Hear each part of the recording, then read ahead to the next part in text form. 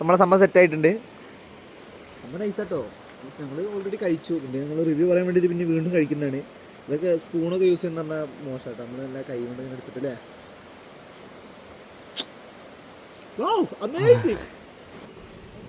കൂന് നല്ല ഫ്രഷ് ഇവട്ടാ അട്ടേനെ എടുക്കണ്ട നിങ്ങള് പൂണ്ടപ്പം ഒന്നില്ലെങ്കിൽ ഇല്ല, അല്ലെങ്കിൽ നമ്മള് 2-3 ട്രേ സാധനം ഉണ്ടായിരുന്നു. കഴുകി കഴിഞ്ഞപ്പോൾ ഇത്രേ ഉള്ളൂ.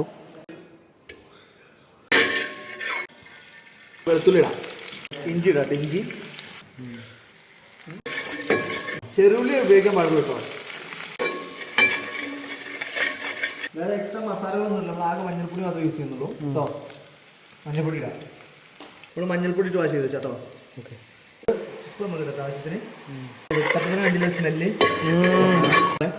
ഇത് വെള്ളം നമുക്ക് ഇതൊക്കെ കൂണെന്ന് തന്നെ ഉള്ള കേട്ടോ.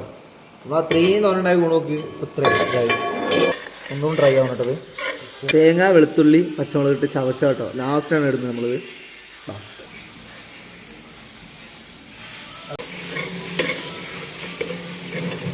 ഓരോന്നും കുഴഞ്ഞിരിക്കണ കൂന് ഇങ്ങനെ തന്നെയാണ്. ഇതൊന്നും എങ്ങനെയിട്ടാണ് തേങ്ങ അരച്ചത് താളല്ലേ കറി ഇടണ പോലെ ഇതെങ്ങനെയിട്ടാണ് ഇങ്ങനെ കുഴഞ്ഞു നിൽക്കുള്ളൂ.